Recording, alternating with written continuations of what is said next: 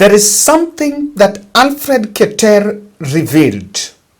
Immediately he came out of police cell and he revealed some of the questions that police demanded answers from him. Against government, and then the questions that I was asked, one of it is my relationship with the former president, Uhuru Kenyatta, and my relationship with the current deputy president, and then issues to do with arms from Congo. I think it is a movie, but let us allow it to go as per the law, but generally don't intimidate us into silence. We know the issue is about, we are raising issues concerning the concern by the many Kenyans on finance bill, the cost of living, and the many promises they made. We didn't make them to make the promises. And you know the problem with them, they always lie. And instead of, they're actually the problem. We are not the problem.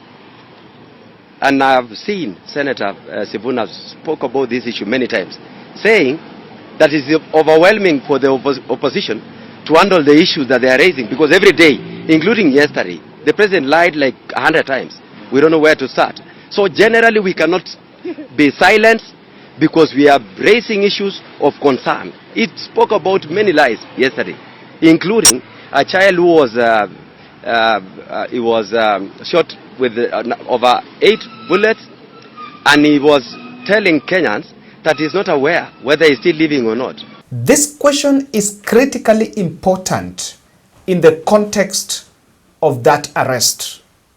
And in this video on that abduction, and in this video, I want to look at why Uhuru Kenyatta's name is being dragged in all this discussion about the protest. And I think the country needs to really be apprised of the fact that we are in very difficult times. We're in very unpredictable moment as we speak. But before we get into that, we are doing a short appeal to support this lady. Lenye tulikuwa maandamano, I have twisted my joint, my hip joint. Ni uchungu lakini msiache. Aluta continue. Niacha nione nitibiwe. But msiache. Fight, don't stop. Fight mtu fight mpaka sisi wengine wenye tumeumia. Don't stop, fight for us, fight for our freedom. Fight with your last drop. Mimi ningekuwa nimeumia kidogo ningeendelea, but siwezi tembea. Hi guys, I thank you so much for your support and your messages. I really appreciate. I'm still in a lot of pain. I cannot move, but I'm trying my best to get better. So I thank you so much, those who are with us jana kwa maandamano, wale wameumia kama mimi. I wish you a quick recovery. So thank you so much. Aluta continue. Brenda Nyabuto broke her hip joint last week during the protest in Nakuru. And yes, she was taken to the hospital, but was later discharged, but she's still reeling in pain. So when her case was forwarded to us as Team Bold, we picked up so that we can support Brenda get medical care, better medical care. And we're just doing a 2 days appeal so that on Wednesday she can be so that on Wednesday she can go to the hospital and get extensive medical care. So that's why we are doing that appeal, guys. You can contribute a little at what you can get. Our target was 300,000. I think we've already reached 47. Yes, 47. And I hope that by Wednesday, we'll be able to support that lady. I like the fact that even though she's in pain, she's saying, I will not give up. And you guys move on. I'm just weak, but you guys move on and fight for us. I think, yeah, the zeal out is something that you really need to admire. Why Uhuru Kenyatta is desperately being dragged in this is critically important. If you look at the statement that the DCI released yesterday after KETER was arrested, the DCI said there is some probe on firearm, traffic, and then hate speech and violence and all that. Those are two different charges. But as you know very well, this is something that cannot be taken lightly. Why would he be asked about Uhuru Kenyatta and Rigathi Gachagua? And I want to tell you why that question, I took it a bit more serious, is because of this context. The issue, or rather the narrative of firearms, of politicians being linked with firearms, is the same script that we witnessed last year. Oh, if you are following politics of the day, you realize at just around the month of June, Jomo Kenyatta, is it Jomo, the son of a former president, what is his name? Muhoho Kenyatta, not Jomo Kenyatta, Muhoho Kenyatta. Muhoho Kenyatta's residence was raided by security apparatus, and they were allegedly looking for some guns that, according to them, were used for that protest back then. The same search even proceeded and was also done, the same raid also was done in the house of Matiang'i. Now, the fate of that case, after that, there was no gun that was even collected. And then what we saw later is a questioning on how many guns Muhoho Kenyatta was having. And then the case went into the court on where the state wanted to withdraw some guns, a gun that he was using, or some guns that he had, which he was actually having, and it was legal. But the case was dropped somewhere in the middle of all this. So the issue of guns linked to those who people believe that are behind protest is not something new. So when I saw KETER talking about it, it ticked our mind that, oh, this has been a script, by the way. In the past, we once had this. Now, secondly, the other reason why I think we need to pay attention to what KETER is saying is a soundbite by Duale. Duale went somewhere, was speaking somewhere, I think in Garissa, and said something about Pungiki. And I have seen the former Bahati member of parliament, Ngunjiri Wambugu, who is a close ally of the deputy president, making this statement in a rebuttal to Duale. Na lugha hiyo ya kutoka kwa milima pengine watu hawaweza kuelewa. Wacha niweze kuweza kuyaongea kwa njia ya Kiswahili ambaye watu wote wataweza kuelewa. Mimi nasema hivi. Mimi naona kuna shida inakuja. Na hii shida ni kubwa. Niliona Duale akiwa huko kwao akizungumza kama hako juu ya gari kutangaza ati mambo ya Mungiki ndio anaharibu town hizi kwa demonstration. Duale unapanda juu ya lori na unaweka kofia wa Waislamu thinking that you are pure Muslim. You are not. You are a minister. You cannot stand on the vehicle and start inciting other tribes. Afadhali ungesemea hiyo mambo hata ukiwa Nairobi. Wewe unaenda huko na tunajua wakati watu walimu na nani waliwawa huko. Wewe huko tokea. Na ili target kabila zingine haziku target watu wa huko na ikaua watu wengi sana. Hiyo kisikuwa huko ongea. Lakini sasa umeingia kwa madaraka, wewe umekuwa minister, wewe umekuja inciter number 1. Nataka nikuulize Duale. Umesema mambo ya Mungiki. You want to use that name muue watoto wetu vile mliwa au Githurai. Na mimi nakuuliza kwa sababu inaonekana unajua. From reliable resources. Wewe unajua watoto zaidi 200 walikufa. Hiyo ndio inafuatanisha kuweza kuumiza na kuua watoto wetu. Mimi nataka kuuliza Duale kama yeye ni waziri And if you are normal in your brain, demonstration ilifanywa Mombasa, hiyo ni Mungeke, kwa sababu na target kabila moja. Mombasa ilifanywa, Machakos ilifanywa, Kajiado ilifanywa, Narok ilifanywa, Kisumu ilifanywa, Western ilifanywa, Samburu ilifanywa, Turukana ilifanywa. All those demonstrations in Nyeri na wapi ilifanywa na Thika yote. You want to say those are Mungeke? Don't play with the minds of the people who knows where you are targeting.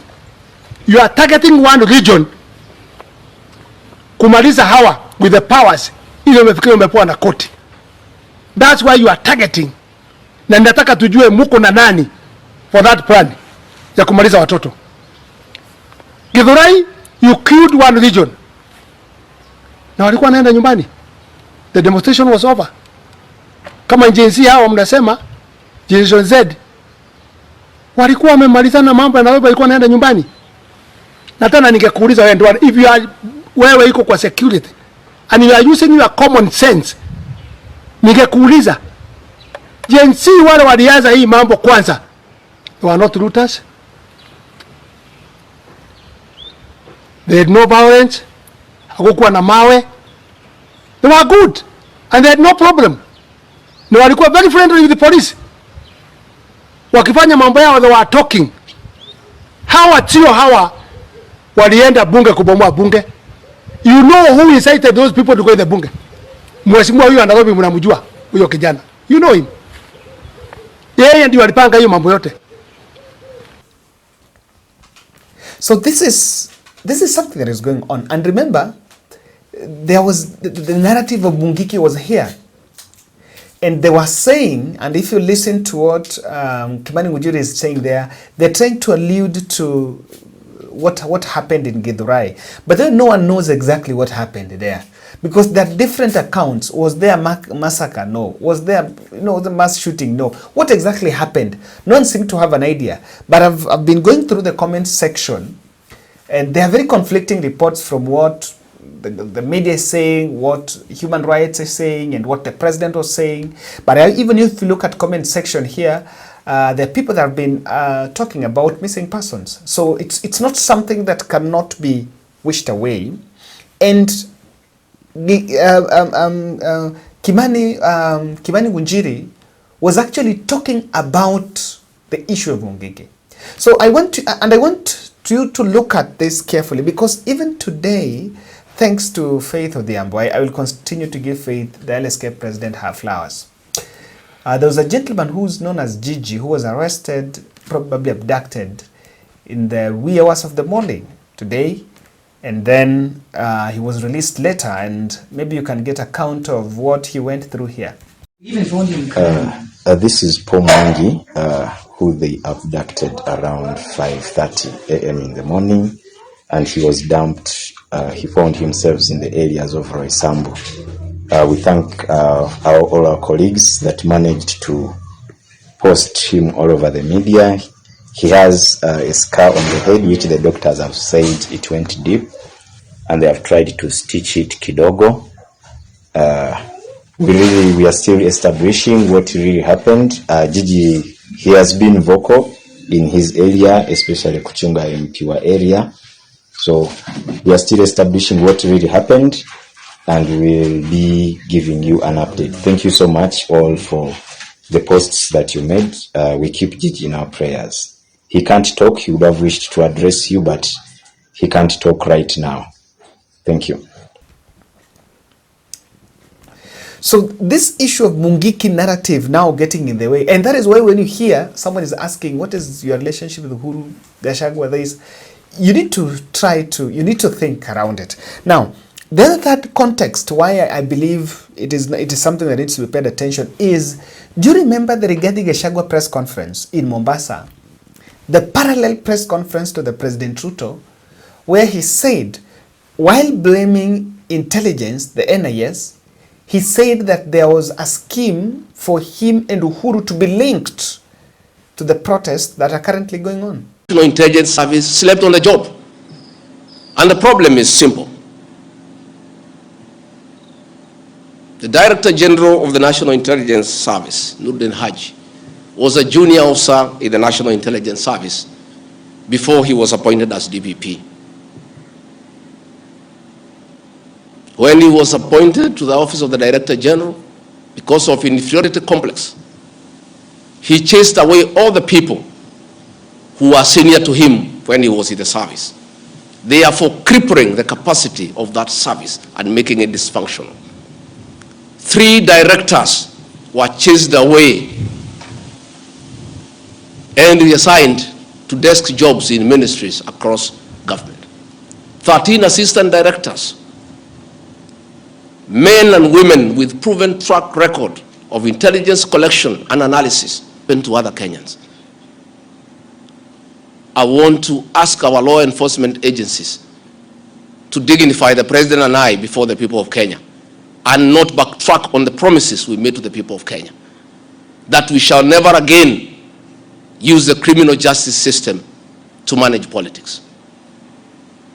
Yesterday, Nuruddin Haji was trying to put up a team together to craft lies and propaganda and attribute the chaos that were in the country to leaders, I included, former President Uhuru Kenyatta and others. Yet it is very clear, and the President has admitted, that these protests were caused by the anger of the people of Kenya. Rigathi was speaking about that in Mombasa. So when KETER is being arrested and while coming out, he's making that statement, it can't be. Because one thing I know, if indeed it's not true what he's saying, that those are not the questions he was asked, probably, I don't know, the investigators can come out and clarify that this is what this is what we're asking or not. But going by what KETER said, KETER is alluding to the fact that he was asked about that. Now, the other third aspect is very important, is Kenya Kwanza is holding their ground. And they have a strong stand that during the last protests, there were criminals. And those criminals infiltrated the protest. And I also analyzed in this channel, there was a story by The Standard that a prominent politician might have planted goons in the city to cause havoc so that they would justify maybe the police force that was meted on the people. So Kenya Kwanza is holding that ground. And if they're holding that ground and they are saying, in fact, the first person to say that the protests were infiltrated was actually the president. I have been standing with the president on that it is indeed true that the protests were infiltrated. There is a factor, there is one point I don't buy, and I agree with President Ruto that yes, there are criminal elements that got into it, but I don't buy this narrative that there were arms in those protests. Why? There is no single incident of a civilian reported to have shot a police officer. Let me say, if there was anyone who was armed there, then the only probability, there could have been even one incident of a protester shooting a police officer.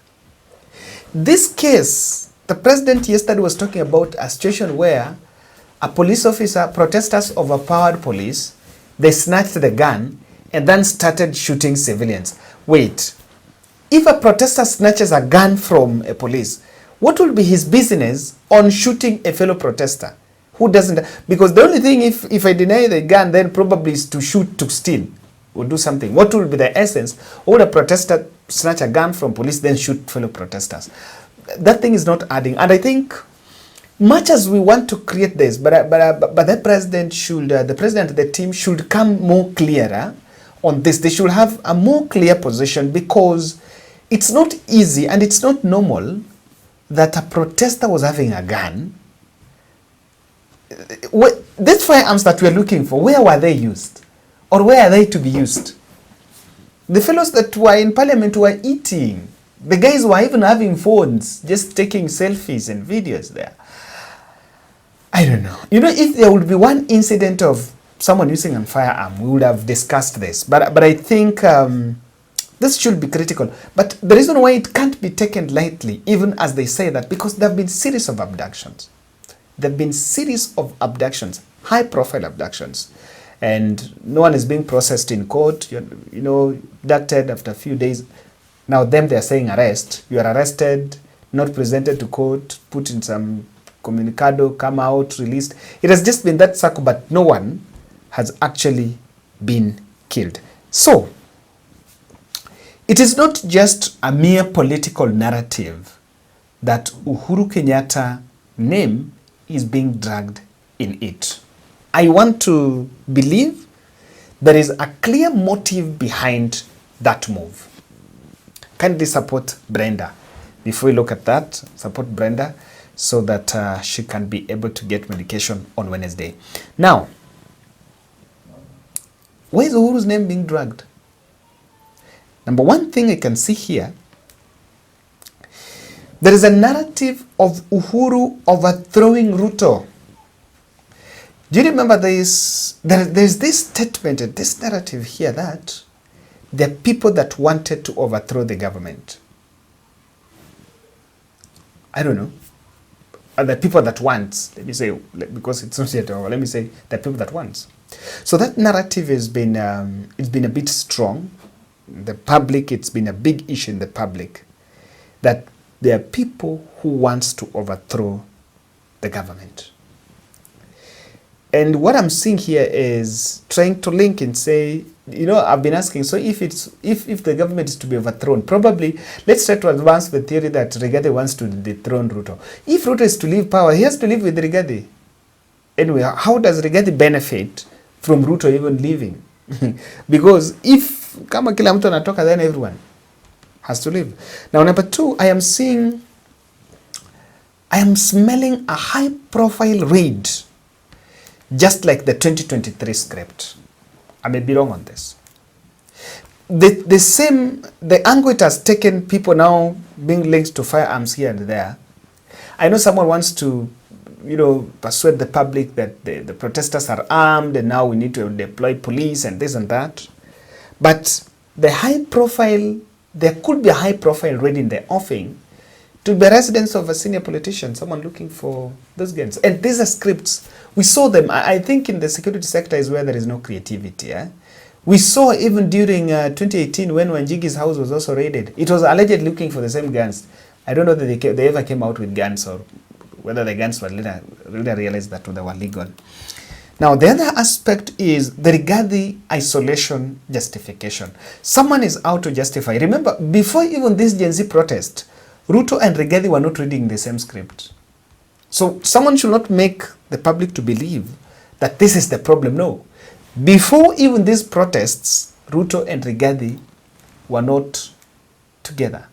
And just to realize that something wrong, immediately yesterday when the president was asked about his deputy, if you look at his reaction, you'll know that he really doesn't want to comment about his deputy. That is a bit abnormal of Ruto, because Ruto is a man that is always hands-on. And I don't think he would have missed an answer. Say something about the DP. Topic. You have absolutely no regrets about the abductions and no regrets about the killings. Those are your words.